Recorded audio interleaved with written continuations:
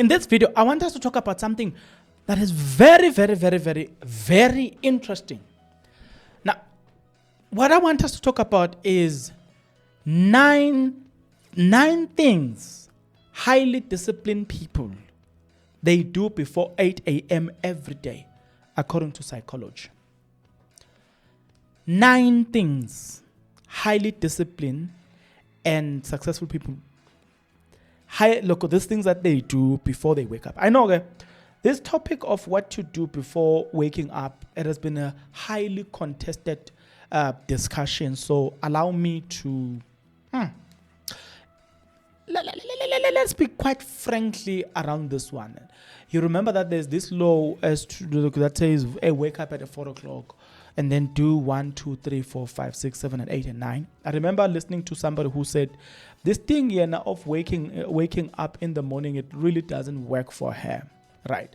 In an article that I'm currently reading, it comes from Global English Editing. It says that maintaining high discipline is not about restriction, it's about creating order. I like the first sentence. Maintaining discipline is not about restriction, but it's about creating order. It's not about forcing yourself to do things you hate. It's about establishing routine that helps you excel. Woo! I wouldn't have said it better.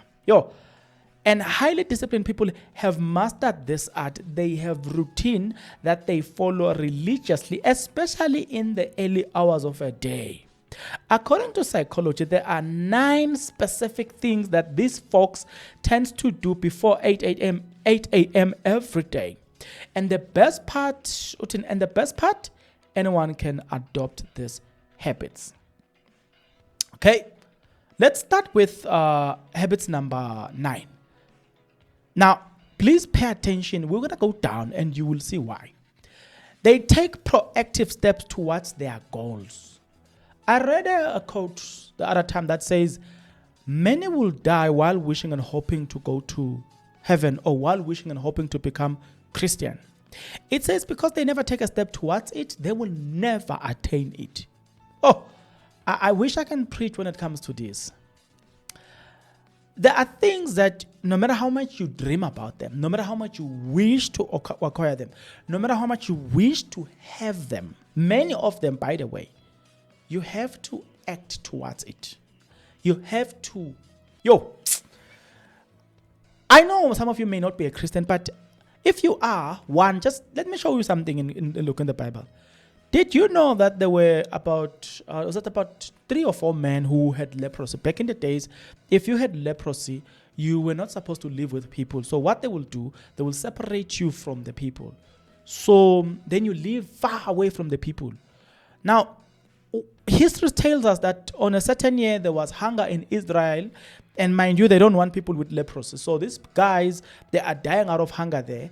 Across, just not that far, they see the camp of Assyrians who are about to fight with Israel. The Assyrian camp had everything. They had all the food that they needed. So what happened is that these guys, they sat here and they say, you know what, guys? If we go back to Israel, we will die. Or in fact, they said that there's hunger, so we'll die eventually. Secondly, these people will chase us because we've got leprosy. The other one says, but if we stay here, we are going to die either way. The other one says, also if we go to the Assyrian, they will kill us. And the other one says, but what if they give us food? And then they said, let's vote and decide what we're going to be doing. What are we going to do about the situation? They say, the best solution is, let's go to the Assyrian. If they don't kill us, they will have mercy and they'll give us food. Here is what you need to pay attention to. So God is doing nothing in between until they acted. They stood up and went to the Assyrian. As they were acting on their local decision, then God, listen carefully, when they were all discussing all of this, God was quiet. He did nothing, no miracle performed. But when they acted and decided to get into the journey, as they were going to the Assyrian, then God performed the miracle. And the Assyrian heard something as if it was noise, and they ran away. And those guys, they found food, and they even went to Israel and said, hey, there's food there. The power of acting on whatever it is that you have decided or believe in. They engage in mindful practice or in something of that nature. Let's define it. Mindfulness is another common practice among highly disciplined people. They understand the importance of starting a day with clear and centered mind. This could be a formal meditation season, a few moments of deep breath, simply sitting quiet with a cup of tea. The key is to take this time to be present, so to set a calm, focused tone for the day. We are constantly stressed, and it's a matter of fact that we are constantly stressed. Think about it. If you had to think deeper every day and you set your tone and you practice such, I've practiced them. I know how it helps calming down your mind. But again, number seven is they avoid digital distraction. They avoid this thing that the moment you wake up, you just want to know what is happening in the world. Guys, let's stop this thing of thinking that the fear of missing. I want to check on Facebook. Maybe I'm missing. You're missing nothing. You're missing nothing. Nobody wants you there. You think that you are wanted by somebody on Facebook. So it can't be that the first thing you wake up in the morning, you're thinking about who is looking for you on Instagram. It doesn't matter. Do the first things. I cannot wake up and then the next thing I'm on Twitter. No. I will wake up. I will read my Bible. I will pray. Then I can do my stuff. But even then, if I wake up, like today, I woke up around 5. In fact, around 4. If I woke up around that time, I can do my stuff. But there's a certain hour where I know that this hour is dedicated into prayer. You understand what I'm saying? Things like that. That's how you start your day, your religious routine, your what. But those things that helps you to carry you out throughout the day are important. Practice number 6, they practice gratitude. Nothing is as important as gratitude. Nothing is as important as sitting down. I once spoke to my sister the other time. I said to her, I understand what you want to achieve. I understand how much you want to be like others. I said to him, number 1, you are a single mom. Number 2, she's got a disability on her leg. Number 2, you've got that thing. I said to her, number 3, the good thing is you are working. Number 4, you've got a house that is bought, that is fully paid. Number 6, you've got a car that is fully paid. Then I said to her, there's one thing that you don't realize about yourself, is that you have things that most people, they can only wish. You need to understand and accept the fact that you cannot have it all, but you've covered the basics. You may not live in a fancy house, but look at how big your house is. And she was like, hey, yeah, Maru, right, yes. Now that I'm looking at the things that I've achieved, it has helped me a lot in my life. It has pushed me to always look at things from a positive eye. It has helped me a lot. Number 5, they eat healthy breakfast. This one, I understand. It cannot apply to everybody. There are times in life where I've been there myself. Around 2020, I was living in a shack, by the way. So you may contrast that and say 2020 I was in a shack, 2024 I was living in Sandton, or started living in Sandton as of to date. But you must understand that it didn't start there. There was a time where I was eating for the sake of fullness of my stomach. I wasn't worried about health because I couldn't afford a health food, health plate. So I get it. This can apply to you when you have worked hard enough to build something. Then to those who can never compromise your health. To those who cannot afford, work hard to reach a level where you can afford this, because these things are important. They say most people compromise their health while trying to make money, then spend the money then spend money trying to gain health. Now you're going down in hospitals, but starting a breakfast with a health meal, it's not only a beneficial J in this thing that I'm busy naming, but it's beneficial to you, right? Number 4, they plan their day. Nothing is as important as this one. I know I'm one of those. I've got a lot of friends next to me who they love what we call it spontaneous things. I have one brother of mine. Yeah, that man, he hates planning. 2, he never commits to. If you say we will be doing this next week, he never commits. He will be like, oh yeah, I hear you, but he never commits. It's difficult to plan.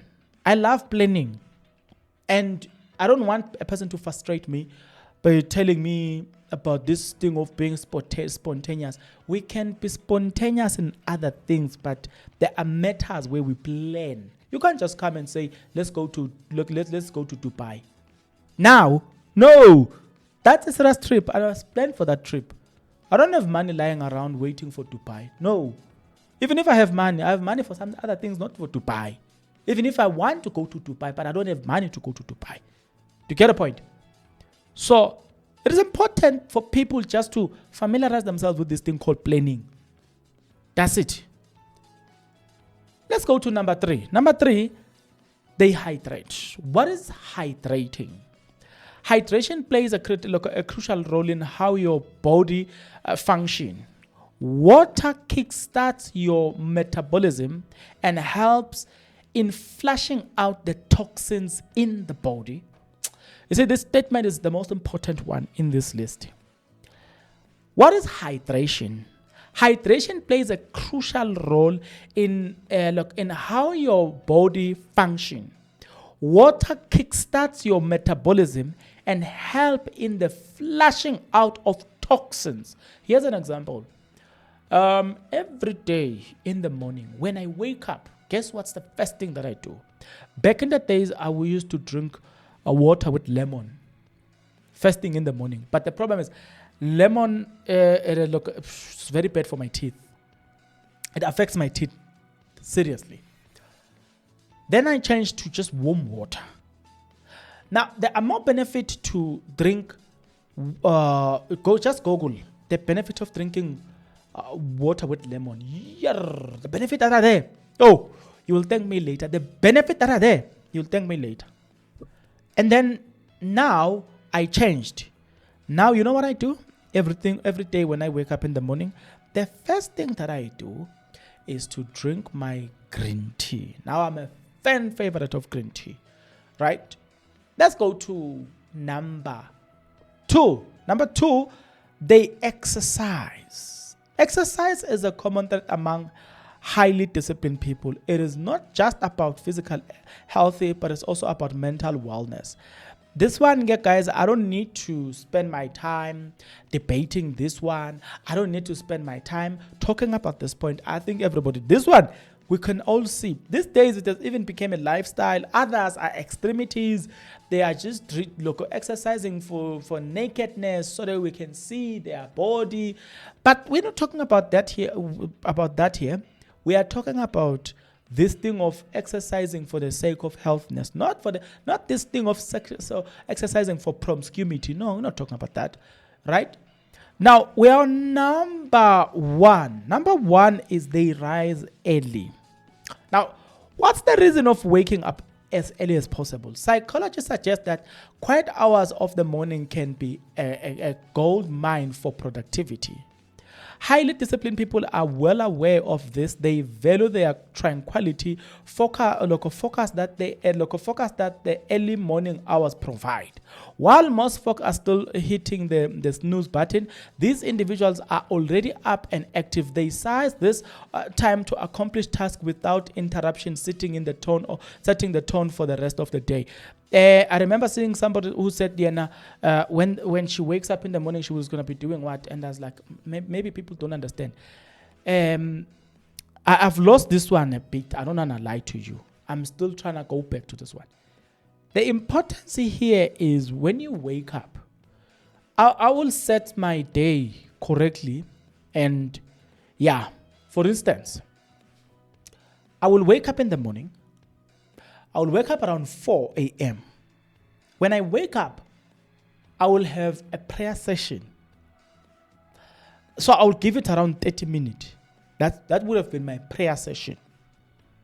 The next thing is, I will then allocate the other time for gym. I will have probably, it was around 1 hour for exercise. After exercise, the third thing is I will allocate time for Bible study. After Bible study, I will then allocate I will allocate time as well for meditation. After meditation, you will realize that we are looking at around, that will be around 7 then. So I train myself that way every day, to an extent that it got to a point where I wouldn't set an alarm. I will wake up exactly at the right time, do what I need to do, go and exercise and come back, and then do those things religiously. Mind you, at the time when I started this thing, I wasn't even working. So I will do it that way every day, and then again, I do what I need to do. Around 9 or so, I'm done with almost everything. I'm just chilling throughout the day. If I need to do something, I will be doing something. So what other people fail to understand, especially those who've got businesses, but who are saying, why do I wake up at 4 o'clock? Because I don't know what I'm going to be doing there. No, it's basically about training yourself to say, you train yourself, you do all this necessary thing, the exercise and everything, you take them there. So because exercise is important to get, guys, it brings a lot of confidence in you. Meditation does its own thing. Then when you face the day now, when you deal with the problems of the day, there's something that happens to your brain. There's something that happens to everything, your being, when you have exercised. If you are a Christian, read your Bible, meditate. And if you have done all these things, then you start your day. Something I cannot put it into words. Maybe somebody can or will somewhere or has already done it. But I can tell you about the effects that I felt. Practicing this, it has helped me a lot, even in terms of just calming yourself and how you're going to solve problems throughout the day. It's something that I cannot describe, man. I'm trying, but I cannot describe. So, to people who are saying, why must I do this? I'm working. Yes, I can do it, but guys, I'm just working. No, you know what? You will be a different employee. The promotion you are looking for, you will get it here. If you are running a business, no matter when your customers will arrive, or probably you say, man, my customers will always start at 9. Fine. Practice this, probably finish around 6. So then it means that you've got 2 hours to spare. You will notice a change. Just these 2 hours. You have there now these 2 hours to spare before you can start your working time or your working day with your clients. Maybe you start working at 8. You've got an hour to spare. Let's make it a challenge. You'll thank me later. You will realize the importance of this thing, and you will thank me later about this. So it is important. It's not just something that people are saying it, especially when you understand what you need to do during that time. Because it's not just about waking up. And no, it's not just about waking up. It's about the activity. And lastly, guys, it is about the brain, training your brain, creating new habits, training your body to think in a certain way, to act in a certain way, to behave in a certain way, thinking like a boss, because now probably you are a boss. It's about that. And if you understand that, then you understand the whole concept of waking up. Now, here's my last question for you. What is it that you found it interesting? What is it that you found it wow about all this 9 This is the things that highly disciplined people will do. 9. Why am I doing this and this? This is 7. This is 8. I'm talking about 9. What is it that you have found to be interesting about all the things, or the 9 points? Which one you find it that that resonates with you? I'm looking forward to your comments in the comment section below. Definitely, guys, we'll meet in the next episode. But until the next episode, good people, please take care.